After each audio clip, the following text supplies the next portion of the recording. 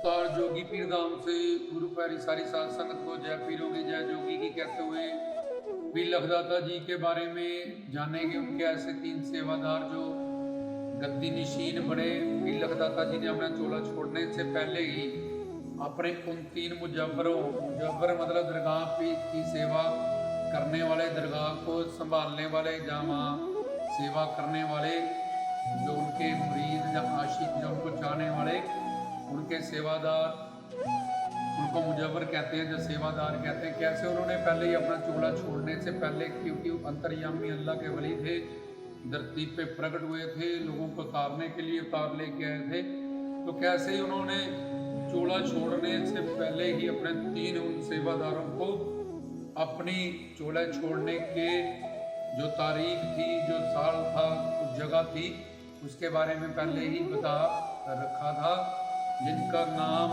जसरत अहमद और पीर लखदाता जी, जिनके लाखों ही नाम है, और विराम। जसरत अहमद और विराम, पीर लखदाता जी के लाखों नाम, लखदाता, रुइया वाला, घोड़ी वाला, निगाह वाला, ये सब उनकी करामातों से मशहूर हुए। तो ऐसे ही जसरत अहमद और विराम, ये तीनों कौन थे? ये दिल्ली का एक राजा जिसके पास पुत्र नहीं थे, उन्होंने पीर लखदाता जी से निस्बत, अकीदत, मोहब्बत रखते था वो। उसने उनका नाम सुना तो उन्होंने उनसे फरियाद की, तो पीर लखदाता जी ने अपनी घोड़ी पे उसको दर्शन दिए। प्रकट होके आकाश मार्ग से वो जा रहे थे, तो वो उन्होंने बहुत सुन रखा था पीर लखदाता जी के बारे में। तो उन्होंने बाबा जी का अंतरात्मा ध्यान किया, तो बाबा जी वहाँ प्रकट हुए। बाबा जी ने कहा, तुझे 6 पुत्र मैं दूंगा, एक नहीं 3 तुझे मुझे सेवा के लिए तू दे दियो, 3 तेरी अपने वंश को आगे चलाएंगे, तेरे राज घराने को संभालेंगे। तो उसने कहा ठीक है। पर जब 6 पुत्र मिले, उसने चढ़ाने से इनकार कर दिया।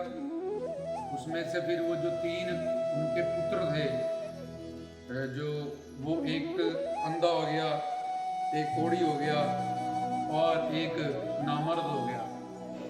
तो यहाँ दूसरी तरफ काबुल शरीफ से ईसा सुदागर, जो ड्राई फ्रूट का बिजनेस करता था, मेवों का, बादाम, काजू, खजूर, वहाँ से काबुल से दिल्ली लेके जाता था। तो रास्ते में पीर लखदाता जी की तकी सरवर सुल्तान या सैयद अहमद लाला माली अल मरूफ, मतलब प्रसिद्ध बाबा जी की दरगाह आती थी। तो वहाँ आके उसके ऊँट की जो टांगे थी, ओवरलोड करने के कारण, माल ज़्यादा भरने के कारण, वो ऊँट वहाँ बैठे और उनकी टांगे कह लो टूट गई, जहाँ उनकी टांगों की जो हड्डियाँ हैं वो फ्रैक्चर हो गई, वजन से वो उठ नहीं पाए, चल नहीं पाए। तो उसने ईसा सुदागर ने पीर लखदाता जी का ध्यान किया कि आप अल्लाह के वली हो, तो मेरी सहायता करो, मैं मुसीबत में आ गया हूँ। मेरे आगे जो उसके यार दोस्त बाकी भी अपना काफिला लेके ऊँट का चले हुए थे, वो बहुत आगे पहुँच गए हैं, लेकिन मेरा ये ऊँट है जो इसकी टांगे खराब हो चुकी हैं, ये चल नहीं रहा। तो पीर लखदाता जी वहाँ प्रकट हुए, उस ऊँट को छुआ, दुआ पड़ी, उसको ठीक कर दिया। उन्होंने कहा कि मुझे दिल्ली जाना है और मैं बहुत लेट हो गया हूँ, मेरा काफिला अब बहुत पीछे रह गया है। तो उन्होंने कहा आंखें बंद करो। आंखें बंद की और फिर बाबा जी ने कहा आंखें खोलो। तो उन्होंने पीर लखदाता जी को आंखें जैसी उसने खोली, देखा मैं तो अपने घर आ भी गया हूँ। सीधा बाबा जी की दरगाह से, काबुल से दरगाह तक आया और दरगाह से सीधा वो दिल्ली पहुंचा दिया गया बाबा जी ने शुक्री से।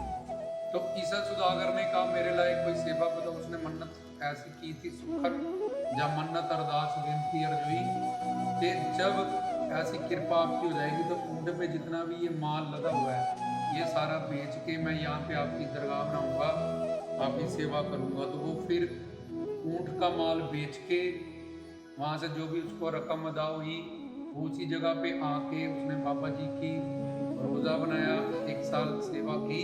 तो ईसा सुदागर जब दिल्ली गया और बाबा जी ने उसको वहाँ पहुँचा दिया, तो उसने पूछा कि मेरे लायक कोई सेवा होगी तो बताना। तो बाबा जी ने कहा तुझे 3 लड़के मिलेंगे घर से निकाले हुए, एक अंधा होगा, एक कोढ़ी होगा और एक नामर्द होगा।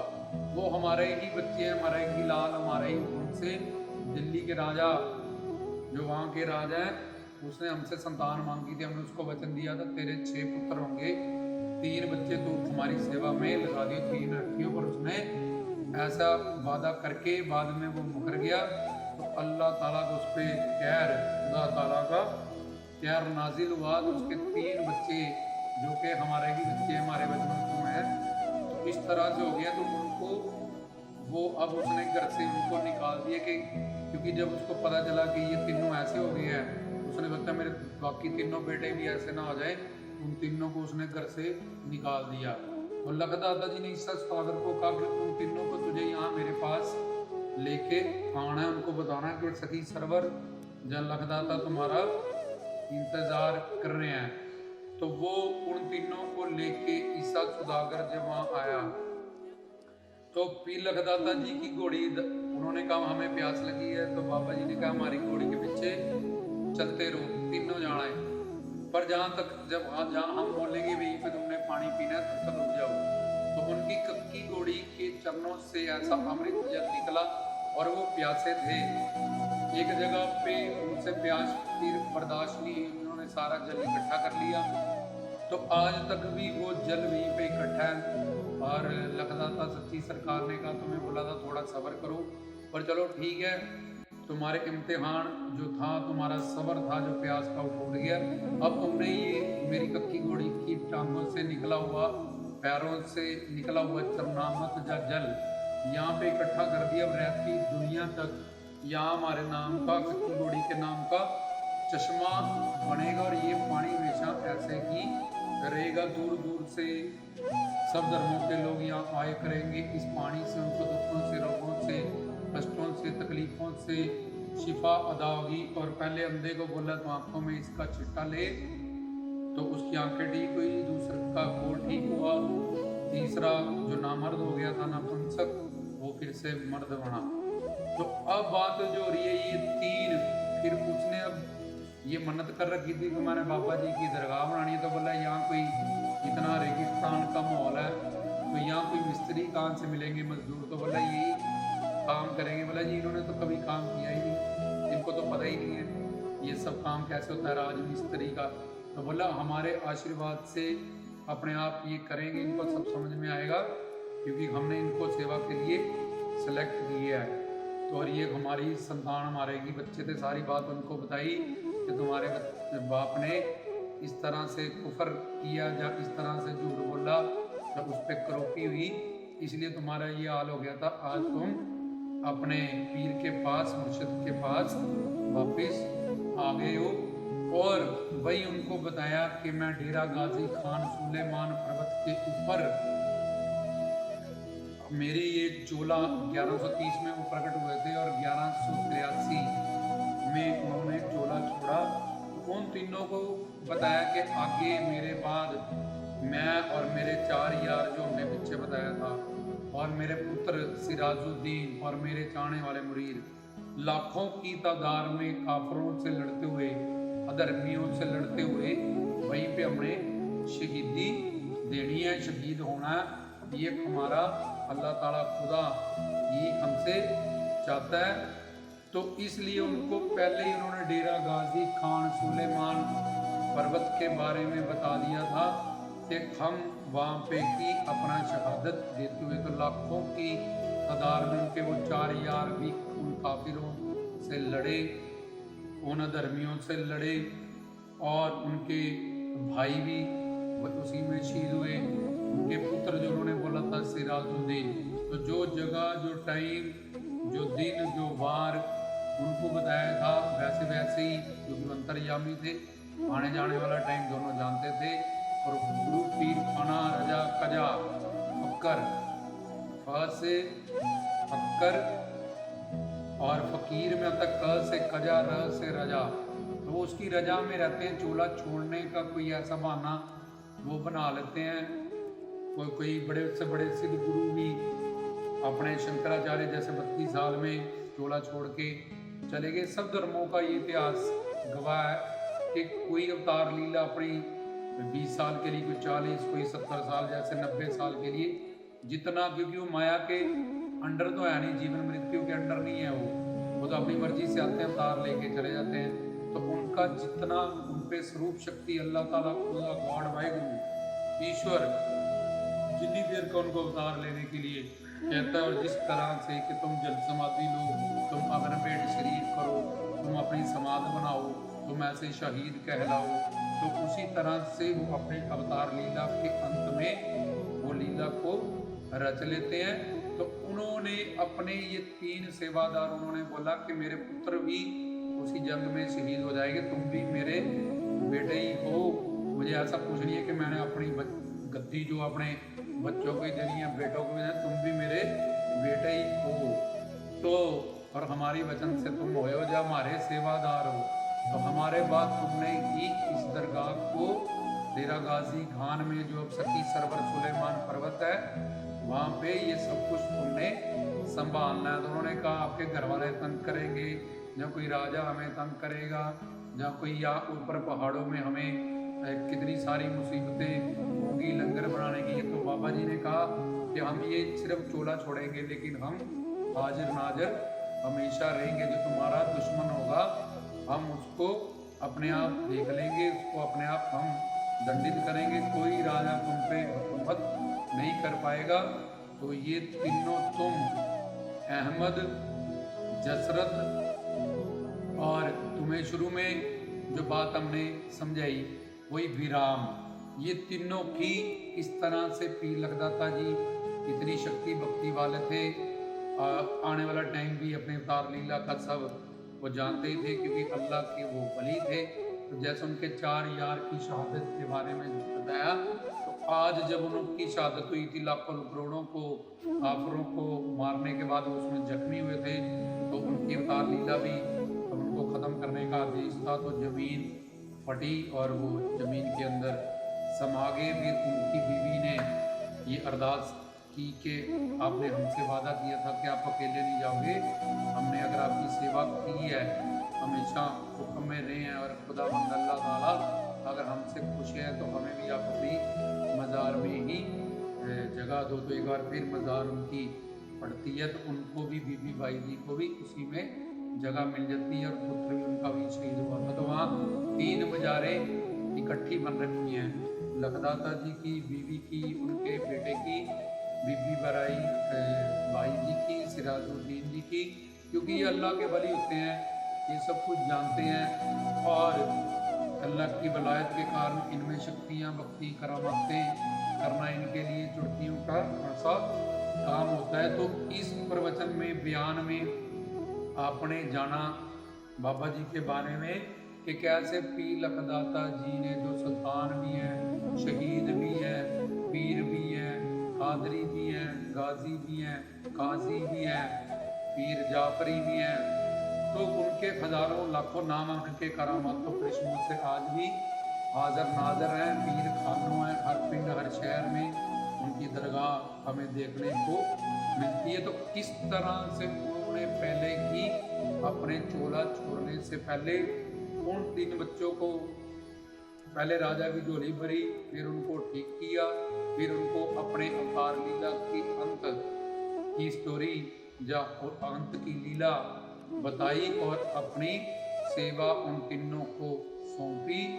और उसके बाद सेवादारों के रूप में, और आज तक भी वो सेवा वैसी चलती आ रही, और वचन दिया कि तुम यहाँ सखी सरवर के नाम से 1660 जो हमने पीछे रहा था कि तुम हमारे यहाँ 1660 हमारी औलाद, हमारे सेवादार मुझ पर गद्दी नशीन करोगे, जो आके हमारी दरगाहों को, हमारी रोज़ा शरीफ को, ये जो ज़ियारत करने आएंगे लोग, उनको ज़ियारत मतलब दर्शन, खान का बारगाह मतलब डेरा दरगाह, निस्बत अकीदत मतलब श्रद्धा विश्वास, अलमारूफ मतलब प्रसिद्ध, तो इसलिए सैयद मतलब जिन पे कुरान शरीफ उतरा, अहमद मतलब प्रशंसनीय, क्योंकि हिंदू सिख लोग ज़्यादा लगदाता जी को मानते हैं, और ये शब्द कुछ अरबी, फारसी, उर्दू के हैं, इसलिए वो समझ नहीं पाते, इसलिए हम उनको साथ साथ में हिंदी में, पंजाबी में तुम्हें अनुवाद करके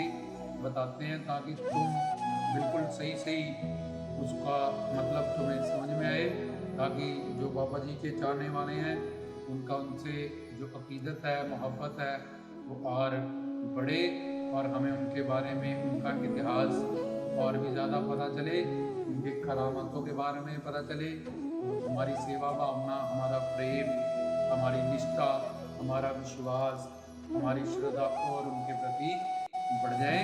तो वो ऐसे पीर लगदाता जी ने इस प्रवचन में हमने जाना, बयान में जाना, जिक्र में जाना कि किस तरह से पीर लगदाता जी ने पहले ही अपनी शहादत के बारे में ये तीन जो उनके सेवादार थे, जो उनके वचनों से ही उनके बेटे भी थे और उनका जन्म भी हुआ, ऐसे सारे उनके मुरीद उनके बच्चे ही हैं, उनके बेटे ही हैं, पर उन्होंने कभी अपने पुत्र में और सेवादारों में फर्क नहीं रखा।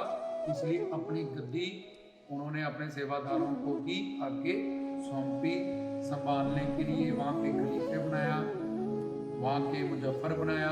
खलीफे मतलब जो जाड़े जूड़े लगाते हैं, जिनको रूहानी इल्म है, उनसे सीखते हैं और दरगाह की पूरी ड्यूटी उनको संभाली जाती है, लोगों को किस तरह से दुआ उनकी पढ़नी है। और मुजफ्फर मतलब सेवादार, वहाँ की रिपेयर, मेंटेनेंस, साफ सफाई, ये सब कुछ चीज़ों का ध्यान रखना। तो उन्होंने किस तरह से अपने सेवादारों को अपनी शहादत के बारे में पहले ही जब चोले में थे बता दिया था, दिन वार जगह।